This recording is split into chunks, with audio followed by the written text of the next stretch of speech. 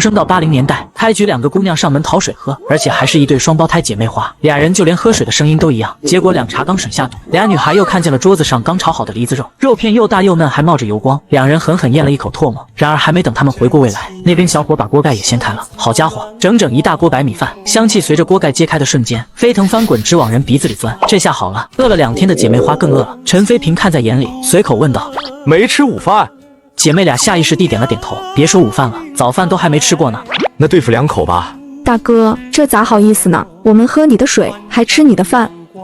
多有教养的姑娘，不比未来要38.8万彩礼那些好100倍。没事，不就一顿饭而已，过来吧。大哥，那谢谢你啦。两姐妹很是高兴，没有再客气，她们真的饿坏了。可当姐妹俩坐上桌后，只是埋头扒拉米饭，桌上的菜却一口也没动。你们怎么光吃饭不加菜啊？大哥，我们吃口饭就行了。哪有吃饭不加菜的？看得出来2个姑娘是不敢夹菜，都饿成啥样了，还这么有礼貌。陈飞平摇了摇头，他拿起一双筷子，给姐妹俩碗里都各自加了好几块梨子肉。姐妹俩俏脸瞬间红了。呀，长这么大除了爸爸，还没有其他男人给我夹过菜。虽然不好意思，但肉都到了饭碗里，两人就只能吃了，同时心里头有点小感动。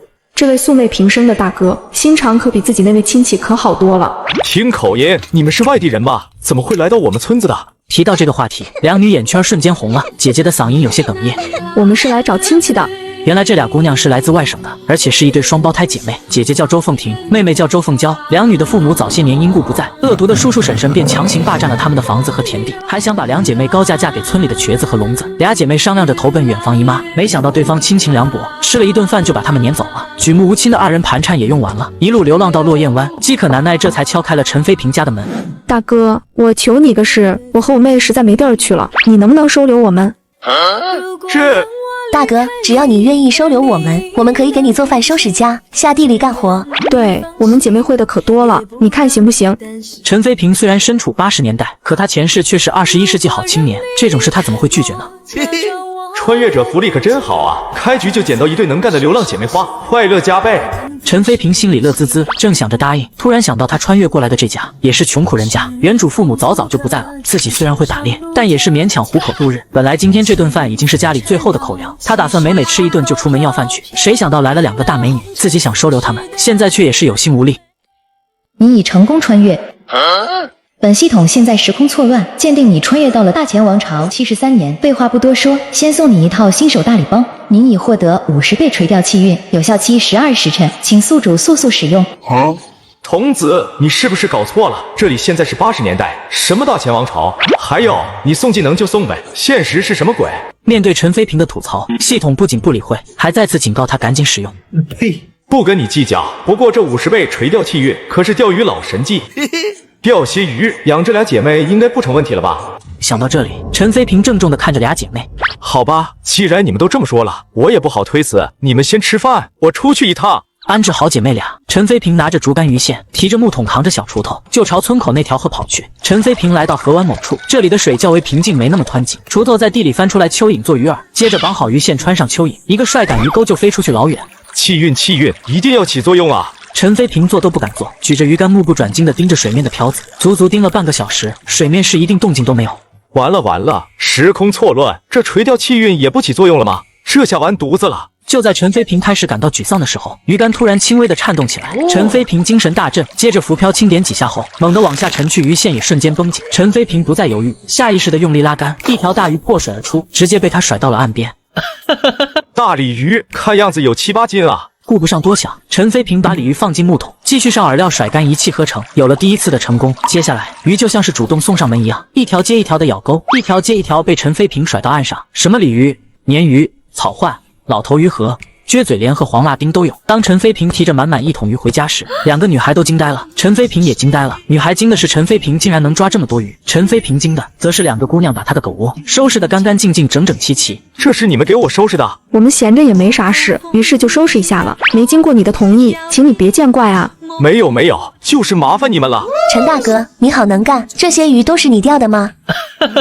那当然，我可是我们村的钓鱼宗师。听了陈飞平的吹牛，2个姑娘等着眼睛都信以为真了。正在这时，陈飞平的发小柱子来了，一进门就看见了院里的2个姑娘。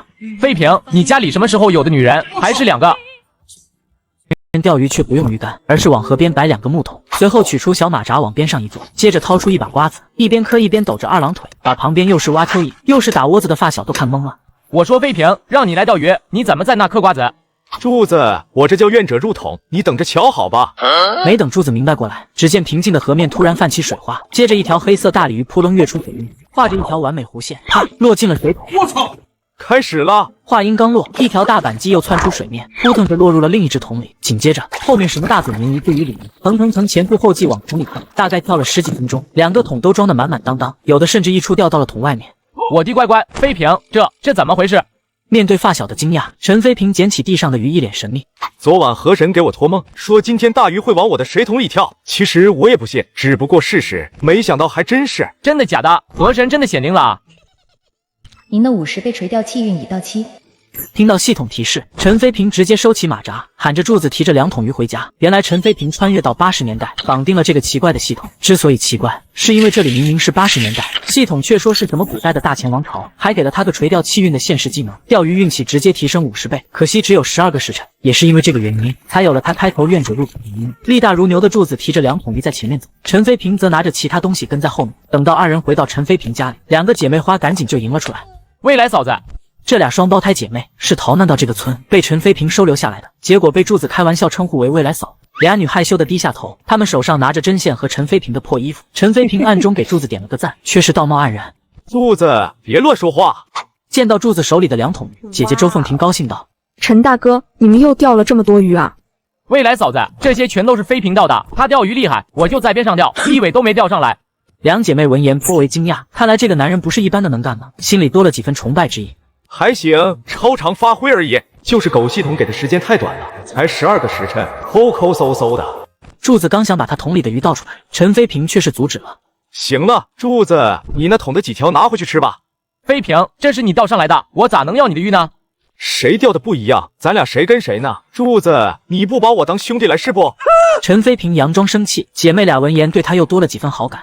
好一个重情重义的汉子。飞平，没有的事，你就是我兄弟，比我亲兄弟还亲。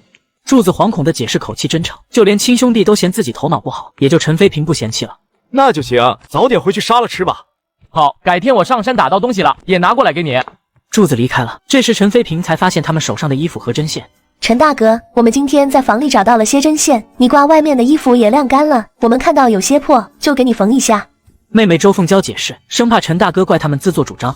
这年代的女孩真是心灵手巧啊！哦，谢了啊！陈飞平心里感叹着，随口说了一句谢谢。姐妹俩受宠若惊。您千万别这么说，我们在您家白吃白住，这是应该做的。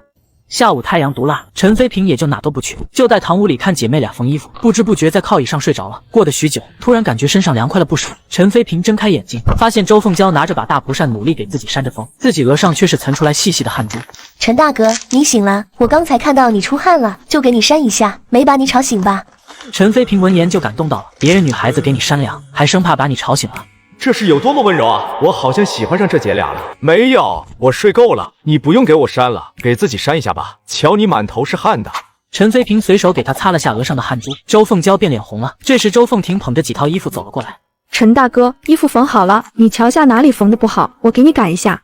陈飞平随手接过来看了几眼，就大夸道：“凤婷，你的手活可真好啊！”陈大哥，你过奖了。你们的手活都好，以后谁娶了你们啊，准能幸福一辈子。陈飞平故意口花花，观察两姐妹的反应，她们玩弄着衣角，含羞答答。得想办法把她们2个同时拿下。不过家里突然多了2张嘴，这打鱼的技能也没了，吃饭成了大问题啊！检测到附近山林有巨型野猪出没，坐标已标记，请宿主尽快前往猎杀。这时陈飞平脑袋里多了一份地图，上面一个红点在不断闪烁。我擦，狗系统，你还真会选时候发布任务。不过打野猪可没那么简单，我一个人肯定不行。飞平，刚才鱼竿忘拿了，帮手来了。那个能进山打猎的年代，人们最想打的是野猪，可最怕遇见的也是野猪。要知道，一头成年野猪的体重高达300斤，其冲刺速度可达每秒11米，被它撞一下，不是青一筷子一块，就是这一块那一块。而且野猪还是杂食性动物，什么都吃，包括想抓它吃肉的猎户。当然，风险越大，回报也就越大。如果能成功打到一头野猪，能够一家人吃好一阵子。而且野猪浑身是宝，可以卖不少钱，所以赶山人们宁愿冒着生命危险，也要进山找野猪。飞平，咱还往里走吗？平时都在外围打的，今天飞平怎么还往里走？昨晚山神给我托梦，说里边那座山里有大货。真的。柱子闻言便兴奋了起来。不过怎么老有神仙给妃嫔托梦啊？上次是河神，这次是山神，咋就没有神仙给俺托梦呢？难道是嫌弃俺太笨了？其实哪有什么山神托梦，而是陈飞平穿越后绑定了系统，系统发布的任务就是要他去山里打一头野猪，而且还给出了坐标，所以陈飞平是跟着脑袋里的地图走，只是没想到这野猪竟然在大山的更深处，又翻过一座山，终于来到坐标点，然而却没见到野猪的影子。狗系统不会是忽悠我，提供假情报吧？这时他忽然有所发现，蹲下身观察了下地面，地面上的蹄印呈椭圆形，根据形状判断确实是野猪的，是野猪蹄。柱子也兴奋起来，陈飞平打起精神，个头还不小，很可能超过300斤。了解猎物情报很重要，野猪可不是任由拿捏的主，这种大野猪的威胁就更大，一不小心可能把命都丢掉。柱子怕不怕？不怕。那咱就盘它，走。根据线索追踪下去，一路上又发现了更多野猪活动的痕迹，种种迹象表明离大野猪已经越来越近了。陈飞平突然停下脚步，柱子正待开口，他做了个噤声的手势，接着指向前方某处。柱子顺着他指的方向看去，浑身一阵瞳孔收缩。一棵大树底下，一个黑漆漆的大家伙，嘴上长着2根向上翻转的长獠牙，背部硬毛4针高高竖起。这个头怕是得超过400斤了。这头野猪正在树下啃食着一条大蛇。陈飞平深深地吸了口气，这大家伙可不好惹啊！两人把猎枪拿在手里，蹑手蹑脚朝着大野猪悄悄走去。这玩意皮糙肉厚，得去近点打，力求第一发就干掉它。大野猪啃食大蛇正欢，加上在这片深山里横行霸道惯了，完全没察觉到危险的到来。直到陈飞平和柱子来到20米以内，他才突然耳朵耸动，抬起头来，见到不速之客，他非但没有惊恐，反而目露凶光，丢下嘴里的大蛇，带着狂野的咆哮低头冲撞了过来。两人脸色一变，这头野猪很莽啊，居然不怕人。柱子下意识地举起手里的土铳，他打猎习惯用喷子大力出奇迹。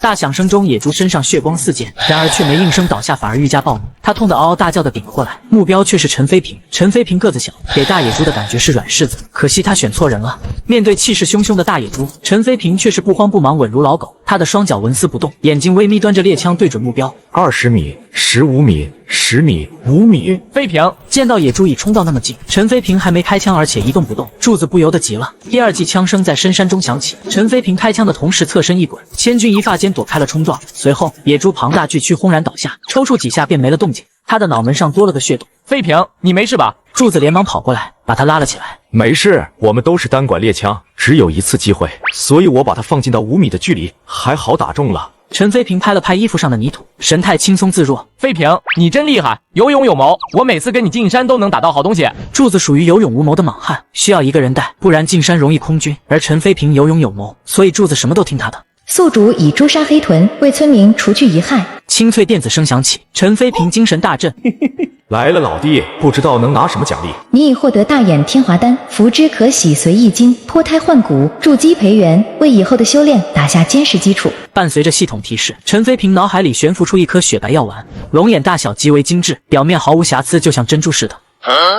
啥玩意？这特么还有灵丹奖励？莫非那个大前王朝所在的位面还是个修仙世界不成？虽然陈飞平穿越到了80年代，但是他绑定的这个系统却是古代的一个时空错乱的系统，给的奖励更是一个比一个奇葩。这颗大眼天花丹要不要吃呢？老子这里是地球，不是修仙世界，不会爆体而亡吧？大眼天华丹乃极品筑基灵材炼制而成，男女老少皆宜，即便出生婴孩亦可吞服之，提升修炼天赋。请宿主不需担心。我不担心才怪呢！你这个错乱的系统，我怎么信？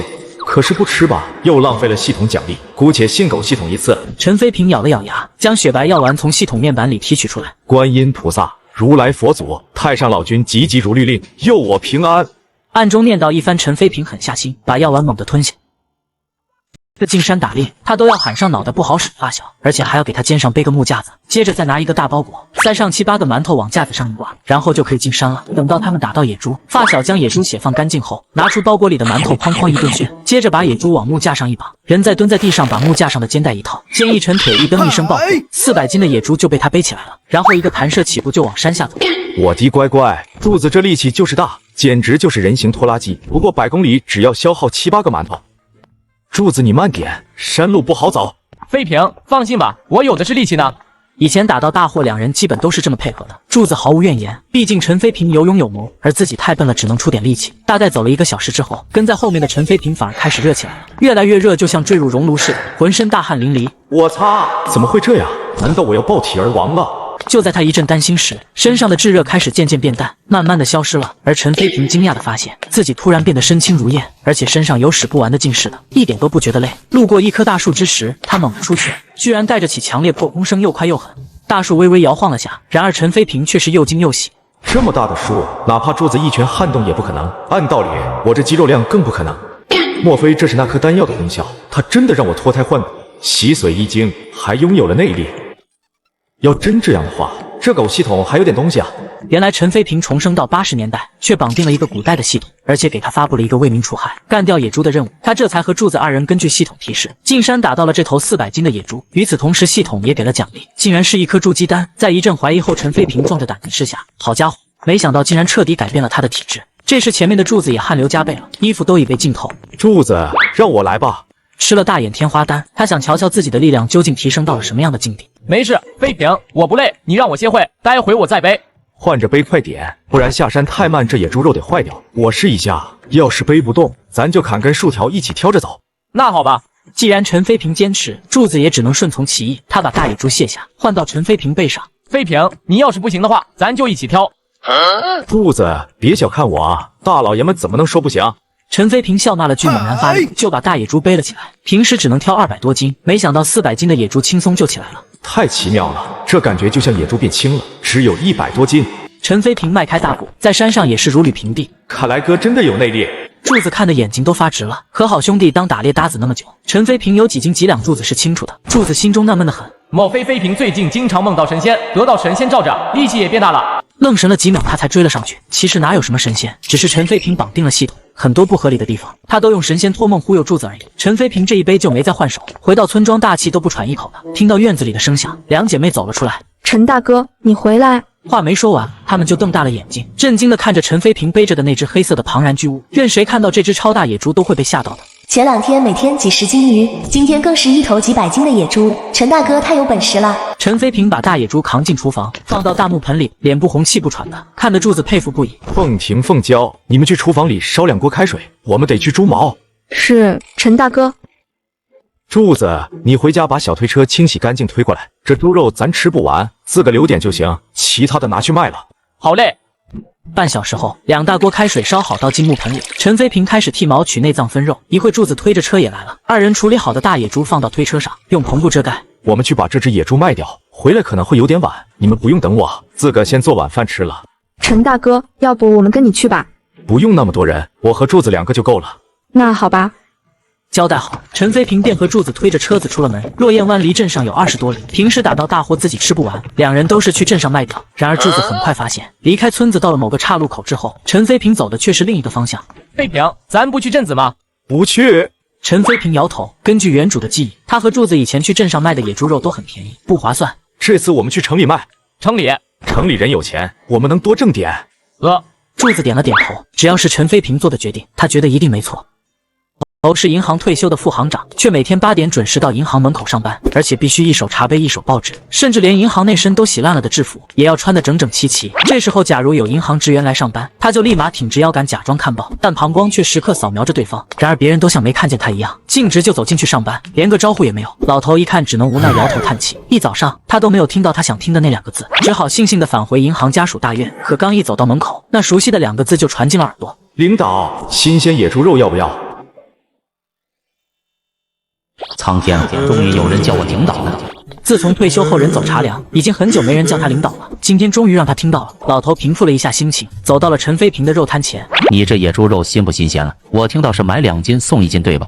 领导，我这野猪肉绝对新鲜，刚打到就套毛仔哥送过来的。陈飞平一声领导，让老头很是受用，不禁对陈飞平顿时多了几分好感。这年轻人倒是有点眼力见。领导，买2送1是没错，但精肉送不了，只能搭点下水或者骨头啥的。一个小滑头，还挺有心机。毕竟是前副行长，一眼就看出了这是陈飞平的套路，却也没生气。别人一口一个领导，想生气也气不起来啊。那多少钱1斤啊？不贵，2块6。啊，2块6还不贵，猪肉才1块51斤，野猪肉哪用这么多钱啊？领导，你知道的，咱这野猪肉不用肉票，自由市场那边免票的贵价猪肉得3块钱1斤呢，比我这野猪贵了4毛。再说了，你瞧我这野猪个头多大，足足400斤啊，都快成精了，不比家猪瘦多少。80年代市面上还没科技与狠活，屠宰场那猪能有100多斤就不错了，远远没有后世的那么肥大。对比之后，陈飞平又开始哭诉卖惨。领导，我们打这大野猪真心不容易啊，得跑到深山老林子里，他还凶残的很，几枪下去都没死，我差点没被他那獠牙在肚皮上撞出2个洞，幸好反应快，捡回1条小命。打死他之后，我们2个人还得从山上抬下来，这可是400斤重的大家伙啊，您说我们容易吗？其他围观的家属闻言，顿时都动了恻隐之心。别人打这大野猪那么辛苦，还差点把命丢了，卖这点钱貌似还真不贵。陈飞平看到时机成熟了，便趁热打铁。他奥斯卡影帝上身，咬了咬牙。要不这样吧，看着刚开档的份上，我再自减个1毛，2块5一斤，还打点下水或骨头，送完即止啊，晚了可就没得送了。话音刚落，那老头就抢着要。小伙子，给我整2斤，打点下水吧。好嘞，领导请稍等，我割最好的腩肉给您。陈飞平从案板底下的推车拿出一杆秤，割了些腩肉。领导您看，足足2斤，这秤都坠了。说话间，陈飞平又多割了1小块加进来，这是利用了顾客占便宜的心理，也是个营业策略。随后又切了些下水，用干稻草绑起来。小伙子，还挺厚道。老头很是满意的掏出5块钱付款，眉头都不带皱一下的。这些国企退休的职工，在那个年代家里条件都不错。陈飞平正是看中了这一点。之前他和柱子打到野猪后，柱子以为还是要拉到镇上去卖，没想到陈飞平直接拉到了县里，而且选的售卖地点还是银行的家属大院。作为一个未来的穿越者，他可是太知道哪些人群条件好了。等到摆好摊，陈飞平又定制了售卖策略，那就是买2斤送1斤，只不过送的1斤可不是肉，而是下水、骨头等边角料。这种营销手段，柱子也是头一次见，不禁对陈飞平更加的佩服了。果然，这个策略一针见血。在银行老领导购买后，其他围观的人群也纷纷开始下场。不到2个小时，将近300斤的野猪肉就被家属院和附近的市民买完了。看着小推车上空荡荡的案板，柱子喜滋滋的。飞平，咱这次卖野猪肉可真快，还比上次卖的贵了那么多。城里人太有钱了，野肉2斤2斤的称，一点都不心疼。以前他和陈飞平去镇上买的时候，1斤野猪肉不用肉票也就只能卖1块5，比现在要少了足足1块。柱子，咱属下挣了多少钱？来到一个无人的墙角，陈飞平摸出一个袋子，里面装满了钞票，几乎都是整元的。2人很快就清点好了。柱子，咱总共挣了712块6毛。我的乖乖，这也太多了。陈飞平分成2份，把1份递了过去。柱子，这你的，每人356块3毛。不，飞平，我不能要那么多。这大野猪是山神托梦给你的，还是你打死的？来城里卖了那么多钱也是你的点子，我跟着沾光，你随便给我点钱就行。虽然是好兄弟，但这次猎杀大野猪，陈飞平居功至伟，这笔钱柱子怎么都不敢和他平分。最后还是陈飞平生气了，柱子才勉强拿了200。分好钱，2人便欢天喜地踏上了归程，怀揣着500块，陈飞平心里头也踏实了。80年代，这可是国企职工8、9个月的收入。未来媳妇，我一定不会让你们跟着我过苦日子。赶回家里已经7点多，天已经完全黑了。2姐妹已经把晚饭做好了，然而炖好的野猪肉还在锅里，另外一个锅里的饭也没动过。你们还没吃晚饭？不说了妈，我可能会有点晚回来，你们先吃就好了。陈大哥，我们不饿。对，我们等你回来再一起吃。姐妹俩的一句话又把陈飞平感动到了，真是极品好女孩啊！他盯着桌上那盘油亮的肉，哈喇子直往肚里咽，肉是一筷子也不敢碰，只能死命扒拉碗里的大米饭，眼珠子时不时的往旁边那对双胞胎姐妹身上瞟，生怕姐妹俩一个白眼翻上天。陈飞平见状皱起眉头，柱子，你多吃点啊，今天咋回事呢？搁着那么多猪肉不吃，光在那吃饭。陈飞平不明白柱子的心思和顾虑，直接给柱子碗里打了2大勺肉。原来在80年代，村里很多男人的发小都是因为各自娶了媳妇，开始变得见外，去好兄弟家里吃饭，多加块肉可能都得被别人媳妇给白眼。柱子正是因为这个原因，才出现了开头想吃肉又不敢动筷的一幕。还是我兄弟给力，不怕嫂子，真爷们啊！晚饭过后，柱子回了家，陈飞平则躺在床上准备睡觉，躺了一会儿，却突然想起了什么。对了，明天镇上大集，正好挣到了500块，可以带姐妹俩去赶集买点东西。陈飞平晚上吃了太多炖肉，到了半夜3更，突然就被渴醒了，一咕噜爬起来走向厨房，打算倒杯水喝，可还没走到厨房，他就听到了低低的抽泣声。根据声线判断是个女子。破旧的土坯房，漆黑的院子，半夜的抽泣声，这些要素让陈飞平瞬间想起恐怖片里的女鬼，汗毛都竖起来了。然而陈飞平并非是害怕，而是兴奋。我倒要看看这女鬼长啥样。陈飞平放轻了脚步，悄悄来到厨房门口。晚上特别黑，厨房里几乎伸手不见五指。不过陈飞平眼力好，能看到个模糊的影子，背对自己坐在火灶边的板凳。陈飞平来到女子身后，对方这才察觉，猛然转过头，映入眼帘的是一对明亮的大眼睛，带着几分惊恐。谁？凤婷，怎么是你啊？陈大哥，你怎么来了？我有点口渴，过来倒口水喝。你怎么哭了？是不是有人欺负你？还是在我家住的不舒服？没有的事，陈大哥，你别误会，我只是做梦了。做梦？我梦到了我的父母，醒来后很是伤心，又想到自己身处异乡，心里堵得慌，特别想哭，怕吵醒了妹妹，就来到厨房发泄情绪了。没事的，凤婷，你们想在我这住多久就多久，我不会赶你们走的。真的吗，陈大哥？当然是真的，男子汉大丈夫，说话可得算数。凤婷，你别伤心，虽然你父母不在了，可是还有妹妹嘛，你看我还自个儿一个人呢，还是一样过日子，人总得向前看的，对吧？说到这里，陈飞平轻轻地握住凤婷的手。凤婷，如果你不嫌弃的话，以后可以把我当成家人。周凤婷羞得浑身一抖，脸上臊得通红，就这么任由陈飞平抓着。在前世，只谈恋爱不结婚，那叫耍流氓；而在80年代就不一样了，只要女方跟男方有了第一次的肌肤之亲，就算是情定终身了，并且至死不渝。果然凤婷是喜欢我的，不过我们才认识3天，虽说进展是快了点，但不代表凤婷是随便的人啊，得慢慢来，心急可吃不了热豆腐。陈飞平依依不舍地放开手。好了，凤婷，早点回去睡吧，明早镇上早集，到时我带你和凤娇去赶集。然而等周凤婷回到房间后，看着妹妹的背影，却是一脸的纠结。凤娇好像也对陈大哥有意思，要是他知道我和陈大哥好上的话，不知道会不会很伤心，毕竟我们只认识3天就在一起了，他会怎么想我？到了第2天早上吃早饭的时候，周凤婷还是一切如常，仿佛什么都没发生过。陈飞平暂时也没有公开2人关系的打算，周凤婷也暂时选择保密，而身旁的周凤娇却心不在焉，满脑子都是那天午后得睡着的陈飞平扇凉的事。后来男人醒来之后还给自己擦汗。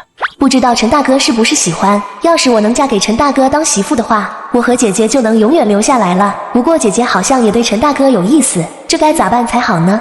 两姐妹各怀心思的吃完一顿早饭后，陈飞平便带着她们赶往集市。集市上到处都是人，小贩们也是你一声我一声的吆喝着卖东西。街道两边的摊位上，整整齐齐的摆放着各种各样的日常用品，什么油盐酱醋、锅碗瓢盆、针线布料，还有各种小吃和水果，把这姐妹俩看的是眼花缭乱。今年1988，国家改革开放10年了，人们购物不再仅限于供销社或百货商店，但是票证尚未取消，且某些特殊物资依然得用票证或者托关系才能买到。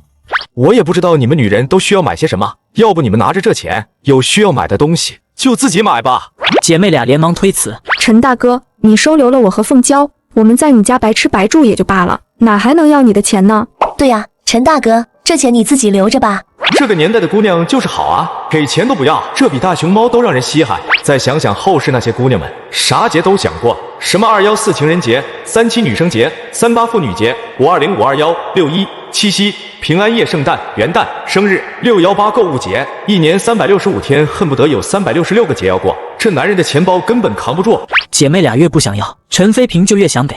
在80年代，一张大团结相当于很多人1周或10天的收入，如果换算成后世的收入和物价，已经相当于1、2千了。姐妹俩哪见过这么多钱，手一直往后缩着，根本不敢接。拿上吧，你们叫我一声陈大哥，那就是我的家人了。身上1分钱都没有哪香，多少得有点傍身嘛。接着就把2张大团结塞到了姐妹俩手里。你们要和我见外的话，以后就别叫我陈大哥了。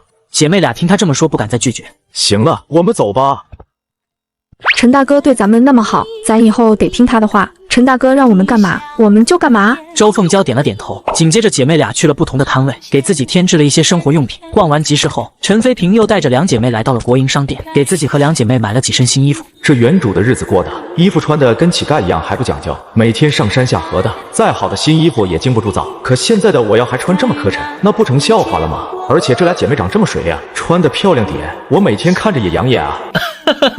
在经过农贸自由市场的时候，又去买了只鸡和2斤猪肉，眼瞅快中午了，这才踏上归途。这一趟赶集下来，东西是真买了不少。这次总共花了200多，打野猪挣到的500块看起来耐用，但好像花的也挺快，还是得继续挣钱。我可不想委屈了这姐妹俩。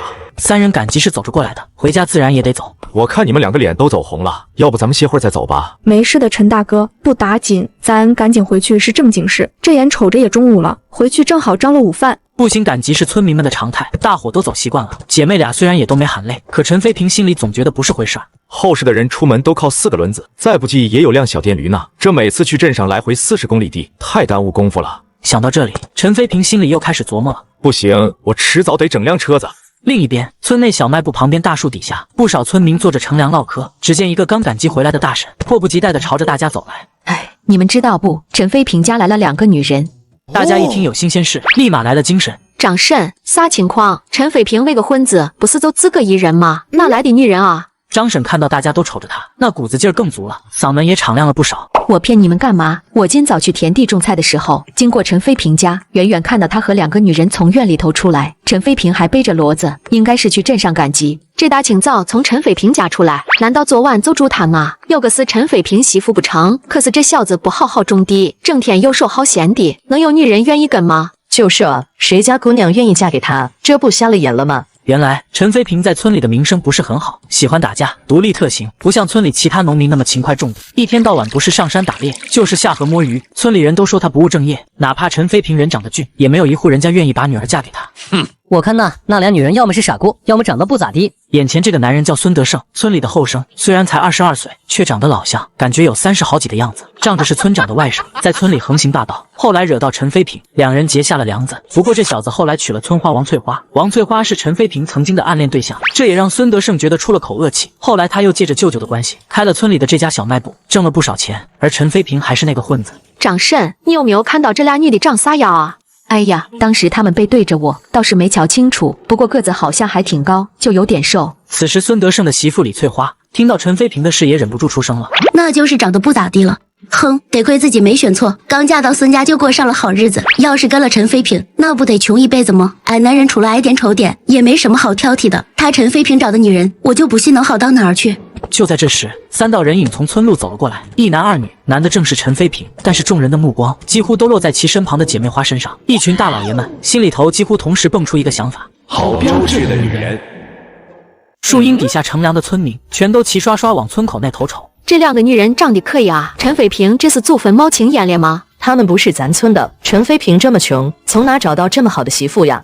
村民们七嘴八舌的都在议论那对姐妹。这种女人有啥好的？瘦的就像竹竿，一看就干不了活，还难生养，没准有病呢。这女人听都没听说过，突然就冒出来在陈飞平家住下了，这么随便，没准是烂血。呸！说得对，天上哪有无故掉馅饼的？村民们交头接耳，远远的指指点点，却也没敢说得太大声。从小卖部旁经过的时候，陈飞平看了一眼李翠花，这就是原主以前暗恋过的女人啊。还村花颜值可比这姐妹花差得远了，也就身材还拿得出手。原主也真是饿了，还能暗恋这种货色。关键别人扭头嫁了个家境好的错哥都不挑你。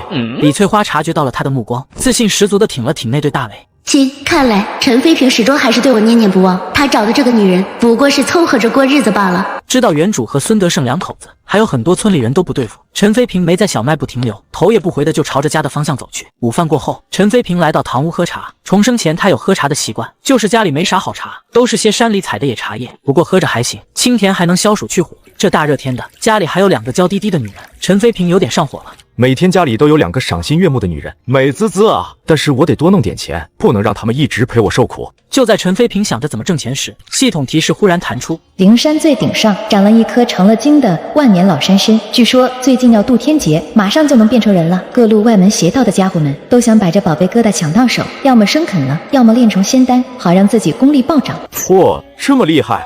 哥们儿，你要想也活个万儿八千的，那就去试试手气。但是想抢宝贝的人乌泱的，都不是善茬。你要去的话，可得考虑清楚，别怪我没提醒你。要是真能找到这颗老残的话，那可比打到一只大野猪还要爽啊！在80年代，野山参的价格被炒翻天，很多大佬听说它能续命能长生，都想搞点这仙草来保命，一个个抢破头的砸钱买，收购价都高得吓人。因此很多人因为倒腾这个一夜暴富，赚得盆满钵满。几年时间里，山里的野山参很快就被薅光，很难再找到其踪迹了。得亏有狗系统给我的提示，连位置都给我标出来了，接下来就要看我自己了。野山参位置比上次打野猪的地方还要更深，里面危险重重。陈飞平担心自己不小心交代在里面，第2天天刚亮就跑柱子家去了。柱子，快点吃早饭，咱待会进山。好嘞，飞平，是不是山神又托梦给你，告诉你今天能打到大货啊？不是，山神告诉我，深山里头有猪老参，咱今天就去盘它。真的吗？咋山神老给你托梦啊？俺这几天都上香拜山神，可是就从来没梦到过。不是谁拜都有用的，得有灵根和神仙有缘才行。陈飞平信口开河，直接把柱子唬住了。怪不得俺梦不到，原来是这样啊！还有，天机不可泄露，山神河神托梦给我的事，你万万不可乱传。柱子，我也就看在你是我好兄弟，才告诉你的，知道不？飞平，俺谁都不告诉，就连俺爹俺娘都不说，不然就遭天打雷劈。好了，你答应就行，又没让你发誓。吃过早饭后，两人就带上家伙出了门。陈飞平为求个吉利，除了猎枪、砍刀和挖深工具之外，陈飞平还带了根红绳，据传也深有灵性，不用红绳绑住的话，挖掘过程就会土遁逃掉。离开村庄后，俩人根据系统给的地图坐标，一直往深山走去。路上还遇到了一个寻参人，只见这个人类的呼哧带喘，耸拉着脑袋直叹气。虽然山里头的野山参已经寥寥无几，但在高收购价的驱使下，还是有人不死心想碰运气。毕竟真能找到一株的话，马上就发财了。对于大多数人而言，都不过是在浪费时间。看样子是找了很久都没找到一颗人参啊！如果没有系统给的情报，估计我也会像大海捞针一样，白来一趟。就这样，俩人一连翻过7座山后，一座巨大的高山横着出现在眼前。这应该就是系统说的通天顶了，在落雁湾都能看到它的一柱擎天。这个时间应该是上午9点左右，我和柱子6点就从家里出发，足足走了3个小时都还没到。返程也得同样的时间，加上找参挖参，回去的时候怕是得天黑了，得加快速度了。柱子，你累不累？飞平，俺不累。行，那咱再坚持会儿。昨晚山神托梦给我，老参就在上面，等找到他了，我们都能挣一大笔钱。没问题，飞平，我们走，攀他。越往通天顶上走，就越是陡峭。两人都小心翼翼地爬着，爬了很久，终于来到了山顶上。可俩人却傻眼了，只见山顶四周以及地面都是石头，几乎没有什么绿植。陈飞平找了一遍又一遍，都没见着，接着又对了一遍地图上的坐标。没错啊，就是这里。说好的老山参呢？莫不是他真的成了精，得知有危险来临，提前土遁溜掉了？陈飞平思索了一会儿，心中一动，走到悬崖边上，俯身趴地探头出去。飞平，你小心点。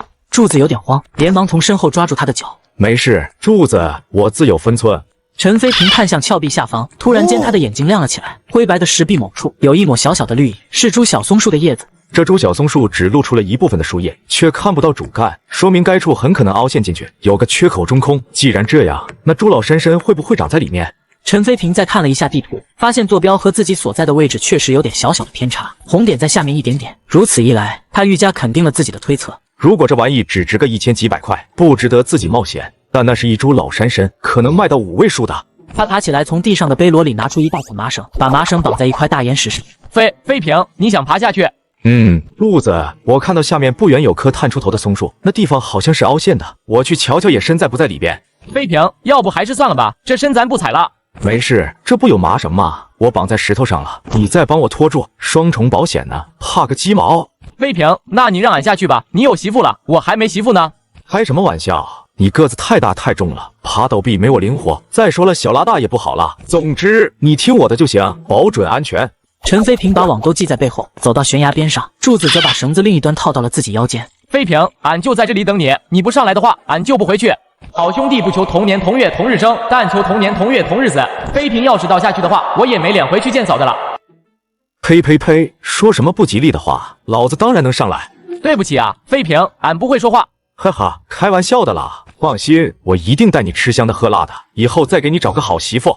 说完，陈飞平拉直麻绳，小心翼翼地沿着山壁爬下去，让柱子一点点地放绳，直到那棵松树所在之处。果然，山壁上有个凹进去的坑洞，而且面积还不小，能容纳好几个人。松树根下长着不少杂草，而在这些杂草当中，一株特别高的野山参映入眼帘。哈哈哈哈，要发财了！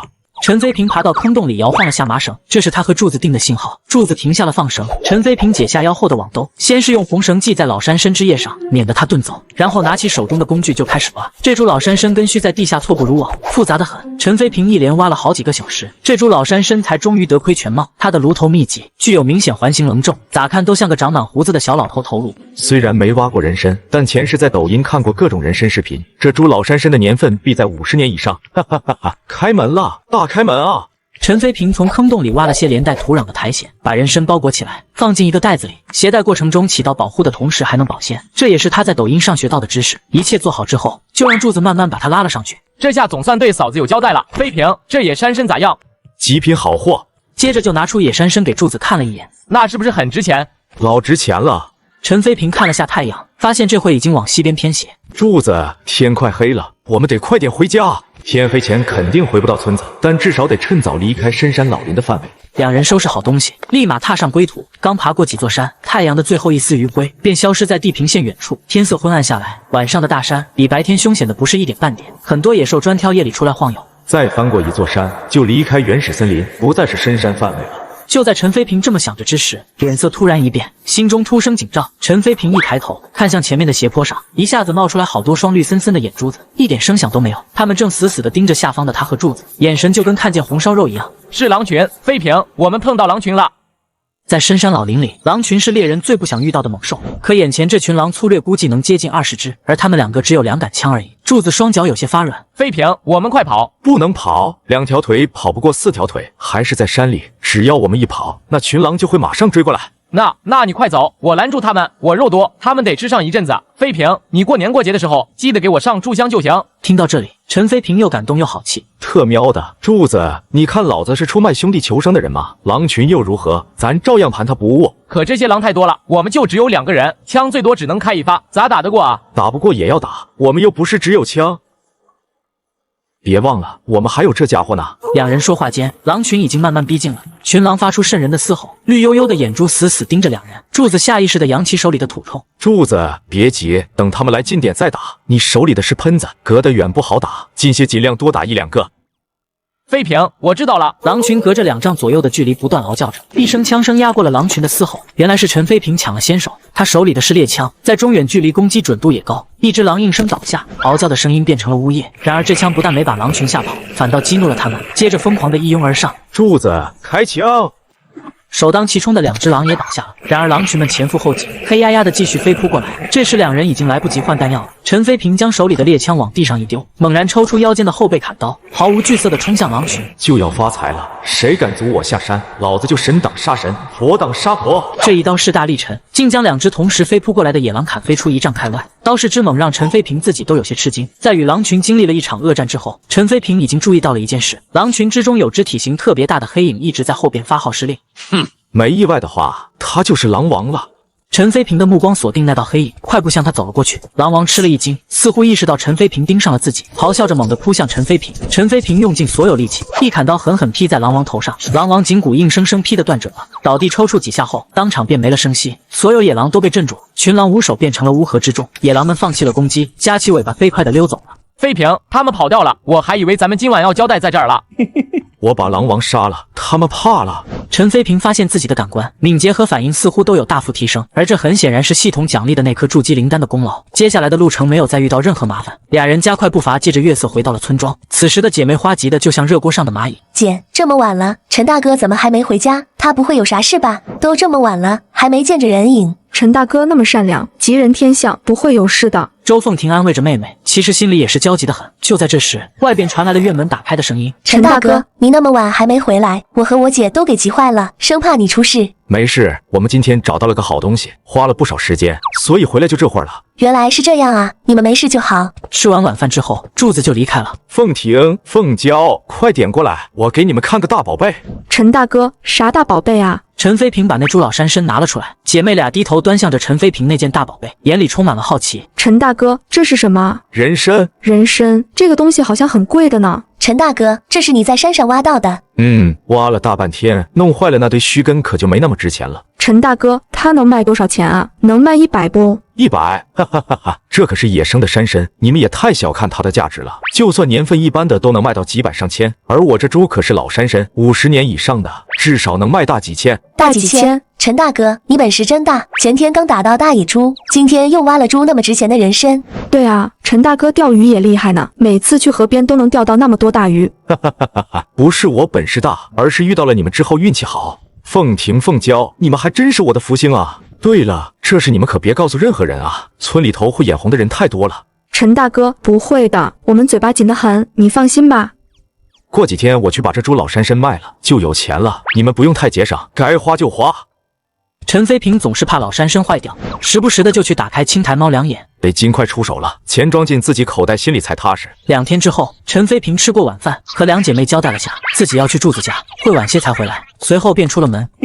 今天晚上就是做大买卖的时候了，走，柱子，我们去把那老山参卖了。飞平，这大晚上的咋卖啊？晚上才好卖，我带你去个地方开开眼界。行，那咱走吧。两人离开村庄后，柱子发现陈飞平走的方向是城里，心中有些好奇，但也没多问。来到城区后，陈飞平轻车熟路直奔夜市。虽说他是穿越来的，也是头一回到这儿，但原主晚上经常光顾，所以陈飞平也不觉得陌生。夜市灯火通明，一条街下去都是卖东西的小贩，逛市场的人也是多得很。柱子哪里见过这样的场面，眼珠子都快瞪出来了。飞平，城里晚上咋这么热闹啊？咱村里的人这会都上床睡了。城里人和我们不一样，他们白天得上班，晚上才有空出来玩。那倒是，飞平，城里人有钱，我们在这里卖老山参，没准能多卖个100几十。不，我们不是来这里卖老山参的。这些逛夜市的市民也是一般人，给不起价，并不是咱们理想的精准客户人群。那咱上哪卖啊？不急，先逛街，晚点再说。听到陈飞平的话，柱子更是一脸懵逼。随后俩人就悠哉地逛起了夜市，逛了一圈却什么都没买。夜市的人也逐渐变少。时间差不多了，走，我带你去另一个地方。柱子跟着陈飞平来到了城里某条偏僻小巷，突然听到了喧嚣的人声，许多小贩蹲在墙根，就地铺上一块布，把货物放在上面，就点了把煤油灯。紧接着一个瘦小的人影鬼祟祟地向他们俩走来。兄弟，要手表不？国产进口的都有。这手表贩子推销倒是找对人了，陈飞平还真的需要一块表。平时进山的时候，陈飞平只能通过观察太阳来判断方向和时间，阴天可就没办法了。买的话就整块进口的，可是身上钱又没带够，算了，待会把老山伸出来再说。贩子走后，柱子直接懵了。飞平，这啥地方啊？黑灯瞎火的还卖手表，不是国营商店才有的卖吗？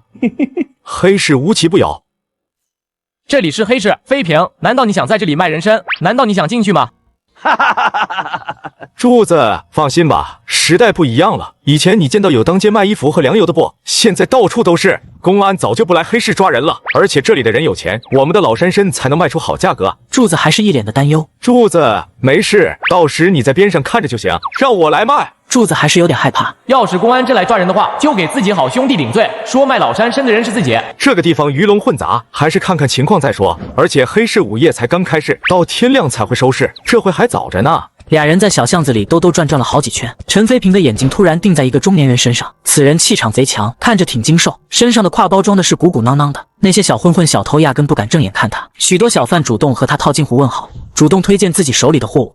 陈飞平很快便注意到，这个三爷只看古玩玉石字画等价值昂贵的奇货，那些便宜的东西他不屑一顾。陈飞平尾随着在他后面，那瘦削中年人突然停下脚步。小伙子，有啥事不？跟踪我，这个黑市里还没人敢跟我耍任何花样。张老三70年代末就已经在黑市混了，城里的第一个万元户，现在更成了大土豪。陈飞平直接开门见山，我想卖个东西给你。你找错人了，我不收一般的东西。那真是巧了，我找的就是不收一般东西的老板，能借一步说话不？钱，我给你半分钟时间，希望不要让我失望。几人来到一个人少的阴暗角落，陈飞平一手从兜里摸出一个小布包展开，并用手电筒将其打亮。见到那株老山参的瞬间，张老三的眼睛都看直了。极品野山参啊！怎么样，没让你失望吧？淘货，不过我要细看一下。行，您看吧。张老三拿着手电仔细端详了会，50多年，不到60。人参这玩意他卖的多了，一眼就能看出大体的年份。这根老山参，我能给你15000。张老三主动开价，直接把陈飞平身后的柱子吓得亚麻呆住了。15000，俺是不是听错了？陈飞平伸出2根手指，太低了，2万。既然你找上我，就应该知道我做生意的规矩。我从不和人讨价还价，不信的话可以随便找个人问一下。这野山参15000，你要觉得能卖就卖，不能卖的话那就算了。其实给到2万他还能有得赚，但是张老三得确保自己的利润，利润太低的生意他宁愿不做。黑市那么多小贩都主动向这个三爷兜售自己手上的货，说明此人应该是挺有信誉的，开口就给了自己15000也算相当不错了。行，那就15000。2分钟不到，这大买卖就谈妥了。张老三从他那黑色挎包里拿出2捆崭新的伪人头，其中1捆拆出一半，数了50张，连带另外1捆给了陈飞平。这老山参你的了，谢谢。不用谢，只是买卖而已，你不欠我什么。你们应该很少来这个地方吧？最好等到天亮再走。经常在此做买卖的商人，小混混不敢怎么样，但是专门挑这种生面孔下手。如果2人被盯上的话，大半夜怀揣巨款离开黑市，没准路上就得被抢了。陈飞平点点头，对这个中年人多了几分好感。虽然是个黑市商人，但人不错。张老三离开后，柱子游在梦中，不敢相信这是事实。飞平，我们那株野山参真的卖了这么多钱？没错，柱子不早说了吗？咱们要发财了。上次大野猪卖掉前期3分，这次还是老规矩。太多了，飞平，你随便给我点就行。柱子，这是你应得的。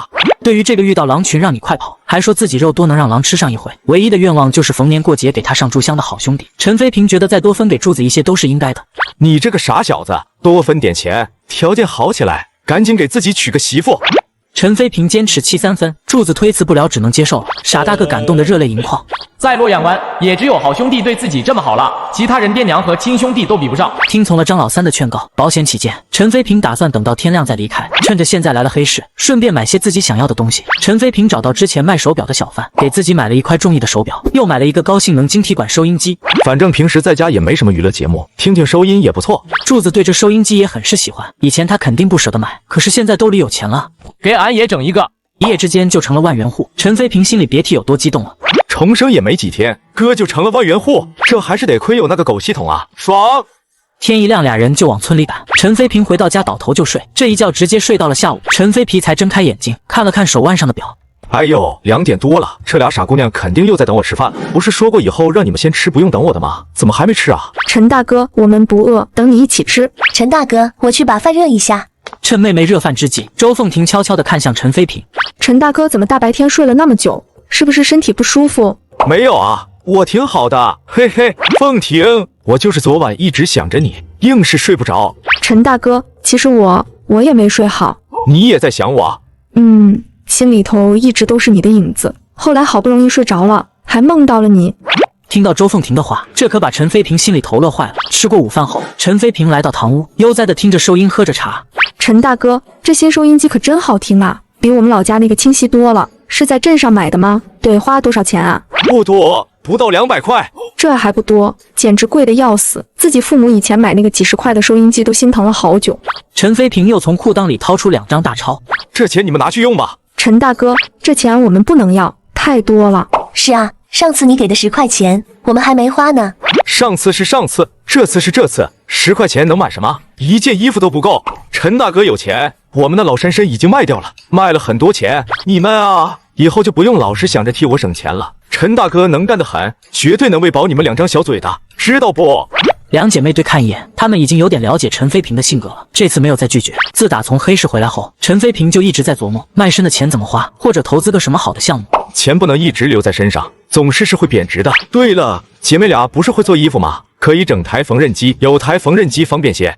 陈飞平又想了好几个投资的项目，但是又觉得太累太枯燥了。前世陈飞平就是开厂的，规模不大，钱是挣到一些，可忙得根本没空找对象。年近30只能去相亲，还没来得及享受生活，就被自动驾驶的大货车给撞没了。想想也是真憋屈。哎呀，算了，上辈子光忙着挣钱了，都没来得及体验恋爱的滋味，人就嘎了。这好不容易重生一次，可不想再像以前那么累了，潇洒个几年再说吧。挣钱嘛，随缘就行。而且狗系统没准哪天又给自己送来个发财的门道。至于那笔钱要怎么花，陈飞平此时心里也有了主意。走，带你们去城里玩玩，我得买点东西。陈大哥，你要买什么啊？到时你就知道了。三人出了门，走向村口，路上碰到了一些村民。两姐妹来到陈飞皮家的事，这几天在村里传得沸沸扬扬，很多人都还没亲眼见过，如今在路上遇到了，都不由得多看几眼。卧槽，这姐妹花比传闻还要带劲儿啊！陈飞平这小子真有福气，啥时候我也能找到这么靓的妹子？有些尚未娶妻的后生暗暗羡慕陈飞平的艳福，也有人嫉妒得很。陈飞平整日吊儿郎当的，能养活自己就不错了，现在还多了2个女人，他能养得活吗？他那媳妇也真倒霉，跟着这样的混子，以后有的吃苦的。这2女人应该刚来没多久的，是不是他媳妇还说不准呢？没准哪天就跑了。对，照我说啊，迟早都得跑。三人很快离开村子，即将走到岔路口的时候，身后突然传来了引擎声和喇叭长鸣。三人下意识地扭头看去，便看到了一辆红色摩托车，嘉陵 CG50，嘉陵产的第一辆民用微型摩托车，绰号红鸡公。在80年代，它的诞生可是圆了无数国民的摩托梦，而驾驶红鸡公的正是小卖部老板孙德胜。孙德胜开小卖部挣到钱了，前年花950入手了这辆红鸡公，在村里头可是威风了好一阵子。今儿他想开车进城里玩，恰好在路上遇到了陈飞平和两姐妹，便故意鸣笛示威。他媳妇王翠花就坐在后座一阵得意。哼，陈飞平啊，陈飞平，别怪我王翠华当初瞧不上你，谁让你那么穷呢？俺男人的这辆小嘉陵，怕是你一辈子都买不起。陈飞平的脸瞬间沉了下去，按你妈的喇叭嘛，一辆几百块的红鸡公可把你能的。陈飞平猛加快脚步朝着两夫妇走过去。孙德胜看他一副想打人的样子，想起以前被揍的事，加大油门就跑了。孙德胜那么怕陈飞平干嘛啊？媳妇，我这不是怕陈飞平，而是不想和这种蛮子一般见识，有失我的身份。哼，你就吹牛吧！以前你被陈飞平揍过2次的事，全村都知道。俺男人条件没得说，可惜长得太错了。3秒真男人，要是陈飞平能有他这么有钱就好了，不然当年我准嫁给他。陈飞平今天进城并非闲逛，目的非常明确。在3人进城后，陈飞平带着姐妹花直奔一座大楼前。这楼不高，只有3层，然而占地面积颇广，是个大商场——国营5金交店商场。陈飞平今天要买的逮捕工具就在这座商城里头。陈飞平带着姐妹俩径直来到商场某个区域，围栏里摆放着的赫然是一辆辆的摩托车，这就是陈飞平想买的逮捕工具。小车太贵了，一辆桑塔纳居然被抬到10几20万，买不起啊！而且村里头路况不好，小车还真未必有摩托出行方便。陈飞平在看了几辆国产摩托车后直摇头，这会儿的国产摩托刚刚起步，品质堪忧，真坏了想找个修车的地方都难，否则动不动把自己搁路上可就麻烦了。随后将注意力转向几款进口车，铃木、雅马哈和本田，最后他的目光落到一辆红色的本田上停了下来。本田飞鹰100，本田80年代最为经典的小排量车型，又被称为鹰仔，普通省油还好修，更不怕走烂路，减震软骑着还舒服。关键是后排座位也特别长，搭载2人绝对不成问题。可当陈飞平看到标价的时候，整个人都傻了。卧槽，4588，没搞错吧？我记得在抖音上看到很多人晒过这辆90年代风靡一时的神车，都说当时买的价格得上万，有些甚至还接近2万。可是现在5000还能有找？陈飞平瞬间兴奋了，一代神车这么低的价格，特喵的还等着过年吗？买，必须买，太香了，就它！陈飞平立马找到了销售，当场交钱办理提车手续。看着陈飞平在柜台当场数出46张大钞，所有人都看傻眼了。又一个买得起摩托车的款业，开放后那么多人都挣到大钱了，为啥自己还是个穷逼呢？是啊，人比人，真是气死人啊！手续办好后，陈飞平把鹰仔开了出来，对依然一脸吃惊的姐妹花笑了笑。愣着干嘛？快上车啊！带你们去兜风。哦，姐妹俩反应过来，先后上了车。陈飞平心情大好，一脚油门就到了国营百货，给姐妹花又各自买了2套裙子。3人在城里逛了一大圈后，才开始返程。离开城区后，一辆红色的小摩托车出现在前面，一看还真巧，竟然是孙德胜和王翠花，这2人也是刚从城里回来。很好，报仇的机会来得可真快啊！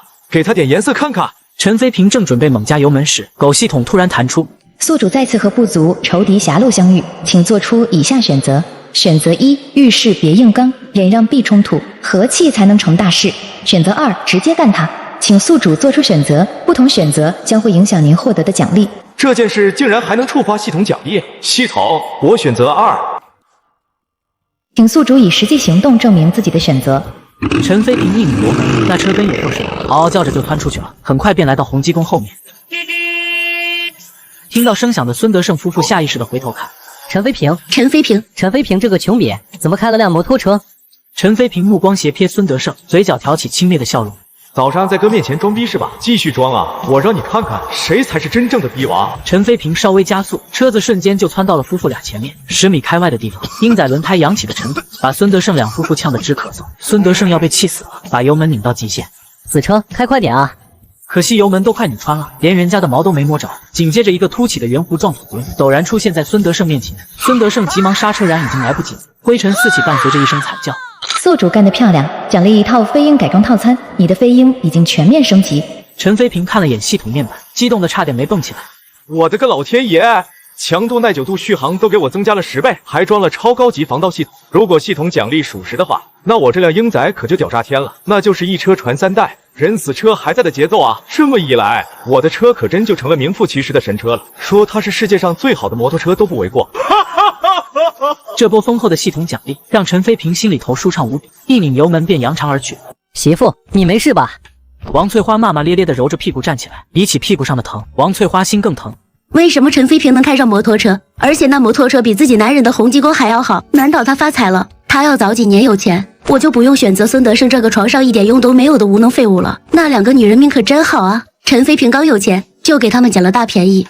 孙德胜也是一脸沮丧，想不通陈飞平为何会有一辆那么好的摩托车。这个时候，陈飞平已经开车回到了家门口。刚才陈飞平戏耍孙德胜两口子的事，他们都看在了眼里。陈飞平强势霸道的一面，让这姐妹俩更迷他了。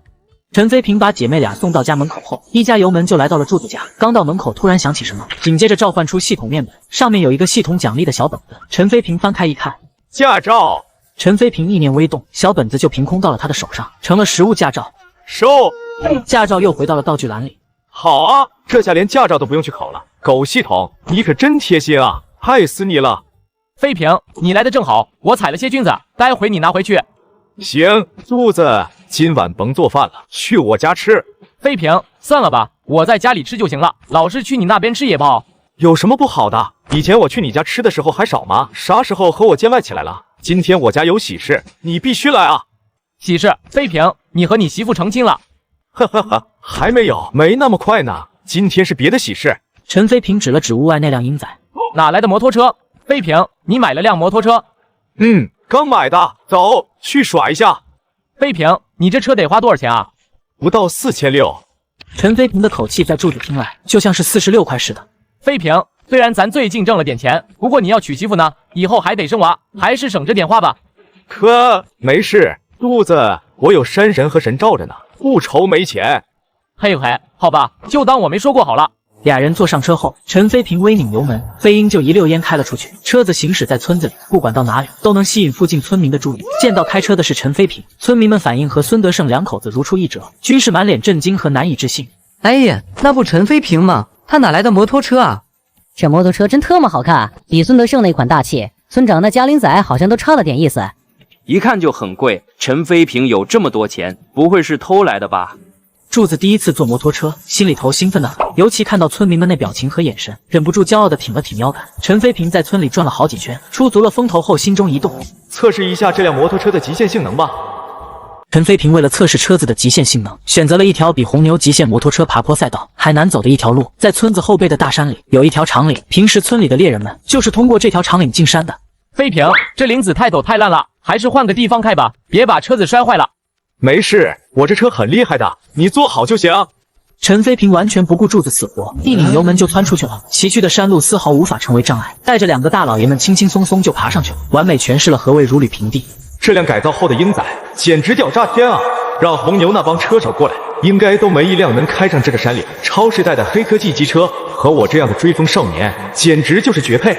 从山岭下来，陈飞平看了下油表，系统果然没骗我，它的能源消耗确实是1/10。回到一片路边的空地，陈飞平停下车问柱子：“柱子，想学车不？”飞平，我不学，我这么笨，怕是学不会，还把你车摔坏了。怕个毛，很容易的，我教你，不会摔的，放心。在空地教柱子学车到将近傍晚，两人这才回到村子。陈飞平还让他到自己家吃过晚饭，柱子这才回去。饭后，陈飞平还是来到堂屋喝茶，喝了一会，周凤娇过来了。陈飞平的目光落到女孩身上，鼻血差点喷出来，因为刚洗完澡的周凤娇穿的今天陈飞平在城里给她新买的真丝睡裙，被陈飞平盯着。周凤娇在害羞的同时，却又心中欢喜。陈大哥，你下午出去开车那么久，也累了吧？要不我帮你揉揉肩膀？好啊。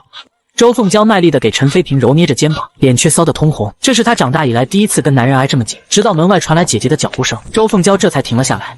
给姐看到自己和陈大哥这样就不好了，毕竟认识也没几天，姐会觉得我太随便的。不过我这也是为了能和姐一起留下而努力，就算姐姐知道了，也不会怪我的吧？陈飞平也装作若无其事的样子。暂时还不能让这姐妹俩知道自己有想当顺弟的心思。这年代的女人思想传统的很，容易鸡飞蛋打，还是日后再说吧。次日清晨，陈飞平吃着早餐，心里却犯着嘀咕：狗系统这2天怎么一点动静都没有？召唤都不带理人的，还跟我装高冷。系统提示突然弹出：嘿，还真是说曹老板就到。有只万年鹿精在青霞山变成帅哥骗女人，吸干他们精气害死人，官府抓不住，悬赏5000贯，请高手去杀他。你要不要接下这个任务，为民除害？这听起来怎么感觉像是前世玩过的电脑角色扮演游戏？系统，如果任务不成功，是否会有惩罚？失败了也没事，任务只挂10天，10天杀不了鹿精，任务当场报废。没惩罚，那必须接。万一成功了，还能拿到官府那5000贯的奖励呢。不过系统时空错乱，会不会帮我把钱换算成华夏币啊？话又说回来，要真能打到之路的话，本身也值不少钱。可惜的是，这次系统没给鹿精的坐标，只能自己进山找。这个鹿精应该是只攻梅花鹿，但是不知道是否任何一只攻梅花鹿都可以。碰下运气吧，总得试过才知道。匆匆刨完早饭，陈飞平就来到好兄弟家。走，柱子，进山去。飞平，山神又托梦给你了吗？哈哈哈，哪能整天有山神托梦啊？就进山随便瞅瞅，看下能不能打到啥。那倒是，行吧，你等一下，我先拿家伙。谁也没想到，两人这一进山就连续去了好几天，这么多天路没见着一只，反倒是打到一些野鸡、野兔之类的小玩意。到了第5天的时候，陈飞平有些沉不住气了。妈的，难道这片林海里头的梅花鹿都被打光了不成？到了第6天，陈飞平带着柱子往林海更深的地方走去，甚至越过了上次踩到老山参的那座高峰。下午的太阳晒得两人浑身是汗，来到一条山涧小溪，想着去洗把脸，顺便吃点东西。可刚走到小溪边上，陈飞平眼前一亮，草地上一行蹄印映入眼帘。这是梅花鹿特有的蹄印，终于找到了。陈飞平蹲下身仔细观察了会，这些蹄印是一只公鹿留下的。你怎么知道？柱子，你看，这些蹄印虽多，然而大小和深浅几乎一样。如果是一群梅花鹿的话，里边10有8九会有幼崽，蹄印大小应该深浅不一才对。公鹿的发情期是9月份到11月份，发情期过后的其他时候也可能会脱离族群独自活动。飞平，你真是太厉害了，能看出那么多的东西，我就看不出来。呵呵，多看多学，总结经验就行。陈飞平又抓起泥土搓了下，这些蹄印是不久之前留下的，那只梅花鹿应该不会走得太远，这里有水源，它可能经常在附近活动。我们走。好嘞。俩人顺着蹄印一路追了下去，一只梅花鹿正美滋滋的在草垫子上溜达呢，俩人就猫在草垫子边上，连大气都不敢喘一口。可算找着它了。柱子刚想说话，陈飞平却做了个噤声的手势。梅花鹿警觉性极高，嗅觉听觉都极为灵敏，稍微有点风吹草动就会跑掉，要再找回来可就没那么容易了。这只梅花鹿必须打下。陈飞平观察了周围环境，发现不利于他们抓捕，思索了会，心下便有了主意。他压低声音附在柱子耳边：柱子，我绕去这只梅花鹿的后面，看看能不能一枪把它干掉。你蹲在这草里埋伏着，如果它跑掉的话，可能往你这边跑，等它来近你就开枪，知道不？行，飞平，俺知道了。陈飞平悄咪咪地从草垫子外远远地绕了过去，摸到和柱子相反的方向，匍匐于地，一点点地向前爬去。当双方的距离越来越近时，梅花鹿惊慌地往这边看了过来。不好，它发现我了！陈飞平这一枪没击中要害，梅花鹿受到惊吓往反方向跑去。第2记枪声响彻草垫子上空，梅花鹿庞大的身躯轰然倒下。陈飞平大喜过望，他飞快地跑了过去。柱子，厉害啊！没有了，飞平，那是你聪明，把他赶到离我这么近的地方。陆京已被诛杀，恭喜宿主练就一对辟邪之瞳。辟邪之瞳，这是个啥玩意儿啊？难道是能看穿像陆京这样善于伪装的妖魔怪鬼的玩意吗？类似火眼金睛那样，这在地球没用啊！把鹿角弄下山，交给官府，赏钱就能揣兜里了。还有万年鹿精血是超级大补药，关键时刻还能救命，但一般人无福消受。宿主条件合适，赶紧喝了，别浪费。这山高路远的，天气又这么热，就算放了血也没法往回带，还是会变质，那就直接生喝好了。陈飞平把鹿血装进羊皮袋，一口气把整袋鹿血喝光。飞平，鹿血能生喝吗？当然能啊，为什么不能？这可是好东西，喝了之后，以后能经常给媳妇交公粮。嘿嘿。飞平，公粮不是交给郭家的吗？而且每年才交一次，为啥会交给媳妇啊？还得经常交啊？交给媳妇的是另外一种公粮。总之喝点准没错。来，你也整上一袋子。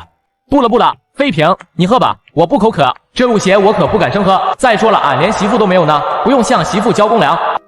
为了给家里媳妇交公粮，陈飞平咣咣干了8斤鹿血。一会儿的功夫，陈飞平腹部就有股热流涌起。这鹿血见效可真快啊！以后凤婷凤娇有福了。系统建议我喝鹿血，看来也是希望我收了姐妹花吧。哎，天命难违，也只能如此了。系统真没那意思，单纯的就是想让你用鹿血升级。这想法是你自己蹦出来的，锅别乱扣。哟，狗系统，你不是挺高冷吗？咋还学会吐槽了呢？系统吐槽过后又没动静了，重新恢复了高冷姿态。没事，高冷就高冷吧，有 bug 也没关系，好使就行。陈飞平和柱子俩人一起把梅花鹿绑在背架上弄下山，回到落雁湾已是日暮时分。村庄里炊烟袅袅，家家户户都在生火做饭了。陈飞平一眼就看到了自家那土坯房厨房烟囱的炊烟，家里有人等的感觉可真好啊。不过柱子还是单身狗呢，我得尽快给他也找个媳妇。刚走下那天是非阴性能的那条长垒，恰好碰到了孙德胜。操，是陈飞平这臭小子，他咋没被山里的野兽吃掉呢？还打了只梅花鹿，哥们的这小子运气也忒好了吧！前几天陈飞平害我开车的时候把翠花摔地上了，还被媳妇臭骂了一顿，真想上去揍这小子。算了，我是有身份的人，不和这种蛮子一般见识。这小子整日进山打猎，迟早会被野兽吃得骨都不剩。然而陈飞平脸上突然现出惊讶之色，因为孙德胜的这番想法他全都听到了。可是这个狗东西分明没开口啊，这是怎么回事？陈飞平突然想起了什么。对了，是辟邪之瞳，因为他的关系，我能看穿心怀邪念者的想法。就像拥有读心术那样。这狗东西敢咒我，妈的，找死！陈飞平眼睛一瞪，孙德胜吓得赶紧后退，生怕对方会跑过来打自己。与此同时，陈飞平也听不到对方的心声了。看来辟邪之瞳并非任何时候都能读心，只有在别人有恶毒念头的时候才能听到。如此一来，就能知道谁想对我不利，防范于未然。回家路上，又陆续碰到了几波从地里归来的村民，见到柱子背上的梅花鹿，均是羡慕嫉妒恨。这小子为啥这段时间运气这么好？没多久前打到了只大野猪，现在又是一只梅花鹿。是啊，我听说他在山里头挖到古董了，卖了不少钱呢。一辆摩托车突然从身后驶了过来，坐在车上的正是落雁湾的村长孔祥兴，孙德胜的舅舅。哟，陈飞平、王铁柱，今儿又打了只梅花鹿回来呀！哼，这小子最近是走了狗屎运了，怎么老打到大货，还不知从哪里弄到那么多钱，买了辆摩托车，那辆本田可真是好车啊！这小子配骑吗？我身为村长，开的还是辆嘉陵呢。之前我搞出了陈飞平的名气，村里没有一家愿意把女儿嫁给他，没想到跑来了2个外地的女人，始终还是让他娶上媳妇。听到孔祥兴的心声，陈飞皮不由得一愣。妈的，原来那么多村民看原主不顺眼，都是他干的。只要自己能用辟邪之瞳读心的人，那就都不是什么好鸟。还行，像我们这样的人就只有打猎的命，天天吃饭，哪像村长发财路子这么多，做村委会办公室就能买摩托车，盖砖瓦大宅。以前的陈飞平个性耿直，倒是好拿捏。如今这个后生突然间画风变得如此犀利，孔祥兴一时间有点无所适从。还行，都是托了国家改革开放的春风，政策好，农村不少人近些年都脱贫致富了嘛。老狐狸就是老狐狸，接话快，甩锅给政策更是一绝，理由还贼正当。嘿，宿主，你杀的那头鹿精，官府认了，赏钱5000贯，已经打入你在大钱钱庄的账户里了。我还正想着那个悬赏怎么领呢，原来就是带给孔祥兴看就行了。这次老狐狸倒是帮了自己一个忙，不过那笔钱我得改天去查一下，是不是存进我银行存折了。希望咱落雁湾在村长的带领下变得越来越好，所有人安居乐业哈。我得回家宰鹿了，村长大人，咱后会有期。丢下这句话，陈飞平就和柱子走了。孔祥兴看着他远去的背影，皱起了眉头。这小子怎么突然变了个人？也或许是我想多了。再怎么说，他也只是个小毛头，还怕他能上天不成？孔祥兴也骑着嘉陵仔离开，车子行驶到一座非常气派的砖瓦大宅前。没错，这就是村长的豪宅，村里头的第一座砖式结构的房子，目前也是最大最好的。孔祥兴刚把摩托车开进院子里，老婆秦红梅就急匆匆走出来了。祥兴，咱藏床底下的那5000块钱不见了。什么？怎么会不见的？我也不知道，就好像凭空飞走的那样。放屁！钱咋还能凭空飞走？一定是有人拿走了。莫非是陈飞平那小子进我家偷的？但这小子好像没有过偷偷摸摸的劣迹啊！你上次看到那笔钱是什么时候？就今天早上的时候还在呢。这样的话，那就不可能和陈飞平有关了。况且他那辆摩托车已经买了10天了，不可能是他。那你今天出去过没有？没有，我一直都在家里。那谁今天来过咱家？对了，德胜来过，他找你有事。我说你出去了，不知道啥时候能回来。他就在家里等着，等了大半个小时。去做饭前我还问他要不要在这边吃饭，可是德胜说得陪他媳妇吃，没空。我烧火做饭的时候出来就发现他走了。德胜再这么贪婪，他都不敢偷我的钱。再说了，我可是帮了他不少忙，包括村里那小卖部都是我帮他搞成的，更何况他也不知道我床底下藏了钱呢。你说会不会是德胜？别胡说，德胜不敢做这事儿。可是除了他，也没其他人来过咱家了。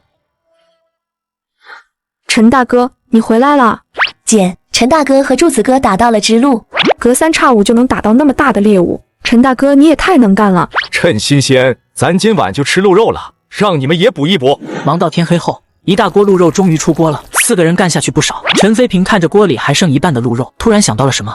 鹿肉很好吃，可惜没有冰箱，就是买了也没什么鸟用。这他妈都快90年代了，落雁湾都还没能用上电，落后的要死。孔祥兴那个死老狐狸竟想着怎么自己搞钱了，一点实事都没为村子做，操他奶奶的！我要不要整个发电机呢？算了，发电机得烧油，花钱不说，关键还吵得要死，总不能一直开着，也就临时应急能用一用了。对了，我可以用鹰仔改装啊！吃过晚饭之后，陈飞平和柱子带上2筐鹿肉就往城里赶，在上次银行职工宿舍又赚了一笔。凤婷、凤娇，我待会去城里，顺便带你们去玩玩吧。陈飞平此次进城主要有2个目的，一是去银行查下自己存折里的钱有没有变化，2是去国营5金胶店买点工具。好啊，陈大哥，开车来到城里后，陈飞平先是直奔银行，让工作人员帮忙查了下余额，发现上面还真多了一笔钱。不多不少，整整5000块。如此一来，打那只路径挣到的可就不止600多块，而是5600多了，爽啊！陈飞平先是带姐妹花到处逛了一圈，最后才直奔国营五金胶店，买了些电工工具、铜线电线和几盏灯泡。陈大哥，村子不是没通电吗？你干嘛买电线和电灯呢？我想给摩托车改装发电机试一下。摩托车也能改发电机吗？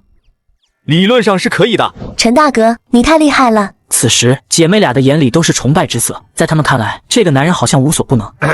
我也不敢保证一定能成功，得试过才知道。村里小卖部比平时开门更早了些，小卖部里头的孙德胜一脸郁闷。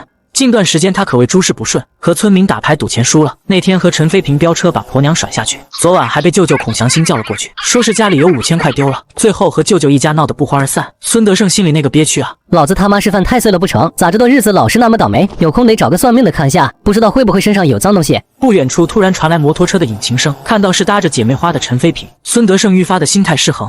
妈的，这小子最近就像走了狗屎运似的，先是天上掉下对双胞胎，进山又经常打到大祸，村里人还传他挖到了古董，买了这辆摩托车，都是这小子害的，故意激怒我，害我媳妇摔地上，他生气就扇我耳光。